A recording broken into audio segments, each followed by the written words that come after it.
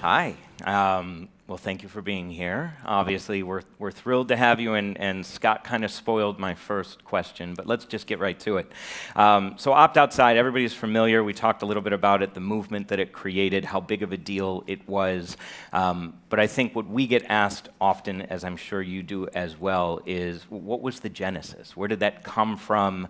It is such a big deal.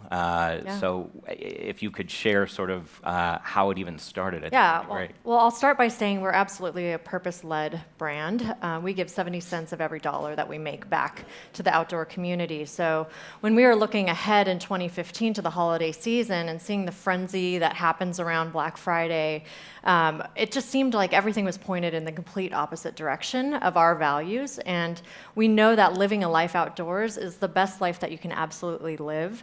So we took a stand and we closed 142 of our retail stores, all of our stores at the time. We didn't fulfill orders on our website on Black Friday, and we encouraged all 12,000 of our employees who got that day off to spend that time in the outdoors with their friends and their family. And we encouraged everybody else to do the same. And what we saw, thank you. Yeah. Thank you. And what we saw was just tremendous. And we've now been doing it for 3 years. Just last year in its third year, every single year we're surprised by the results. We saw over 8 million opt-outside moments. So what that tells us is that our customers and our members have really embraced this as their own mission, which is just phenomenal. Was there ever a point when somebody said, wow, what the fuck are we doing? Just like that. I think it was a bold move. There's no doubt behind that. So I'm sure those moments came before, but the second that we went live and saw how incredibly passionate and our employees in particular were about this decision, it just let us know that we were on the right path. That's great. And like you said, it's taken on a life of its own. It's something you're sticking with year over year, correct? Yeah, absolutely. Absolutely. But we know you talk about that a lot. You've done a lot more. We've been lucky to work with you on a number of programs. And just this past summer, you worked on something that tackled inequality in what you referred to as the world's largest level playing field with a program called Force of Nature. Yeah. Can you tell us a little bit about the same type of thing, right? That was a big, bold statement to make. You put all efforts behind that as a company, but I'm not sure if everybody here truly grasps just how big of a deal it is. Yeah, so Force of Nature launched last May, and it was actually the result of multiple years of work, research that we were doing, looking at the outdoor industry and other industries at large, and realizing that women had a chance to be represented in a much, much more equitable way. So we absolutely declared the outdoors as the place to be the largest level playing field. It has no bias, it casts no judgment, and so it genuinely is that.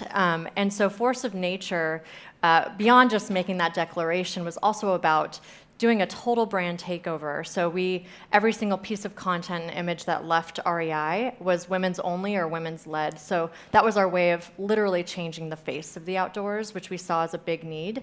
In addition to that, we built over 2,700 different outdoor experiences and programs just for women and girls.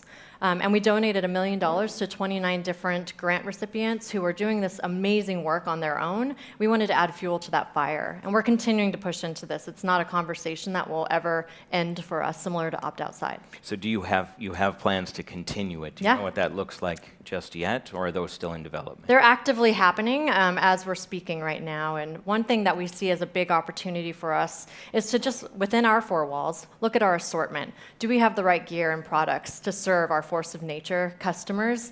Do we have everything that they need to enjoy the outdoors just as easily as everybody else? So that's a big priority for us to continue to push forward, but there's a lot of other things that are in the works too. Can you talk a little bit about the customer consumer feedback that you've gotten from the types of programs that you've done, both in the content space, because you've done tremendous work. I believe you were just named Content Marketer of the Year this past year, along with Opt Outside and the various other initiatives that you've taken. What kind of sentiment have you gotten?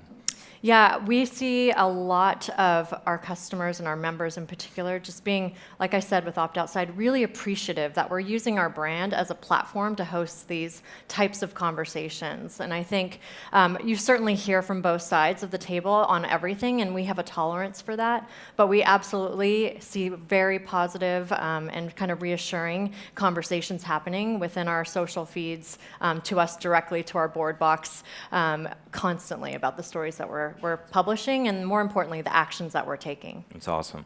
And, Scott sort of set up the day as brands that take a stand. Taking a step back for just a second, too, I think REI has obviously put a stake in the ground with things that matter most to them. Mm-hmm. Can you talk a little bit about why REI has a right to do these types of things? Why you as an organization feel so strongly about taking the stands that you have? Yeah. Honestly, I would say all of our brands in this room have the chance to leverage themselves as a platform. You have employees, you have customers, you have communities that you're living in and doing business in. And if you look at that as a platform to evoke change, I think your customers are going to be really responsive. And actually, if you don't consider doing that, it's going to be a different type of conversation that you're going to be having in a few years. We know customers are aligning their dollars with values. They have endless choices. So the more that you can actually stand for something greater than the goods that you're selling, I think you're going to find yourself in a much better spot. Excellent.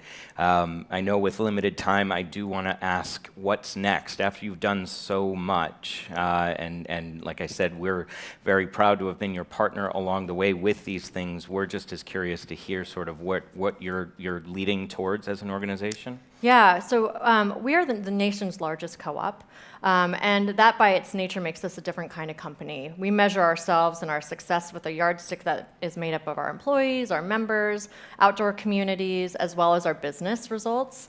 And because of that, we have looked at this past year and said, you know what, sustainability is a huge, huge, huge effort for us. We're incredibly passionate about it, and it hits on all four of those areas in a really important way. And so that's something that we're pushing hard into. Just this past month, we launched or announced the launch of new sustainability standards that are being deployed immediately.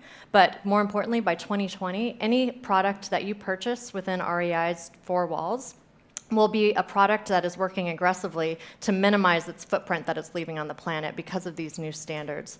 And we're doing that in partnership with the brands that we're selling in our stores now. So the most important thing there is that we're doing it as a coalition of brands, not just one brand, which means that we can move this faster and further than we could ever do if we're doing it on our own. So we're incredibly appreciative of the partnership we have with the brands that we're selling in our stores. That's awesome. So I think we actually finished right on time. So thank you so much for your time today. I appreciate it. Absolutely. Thank you.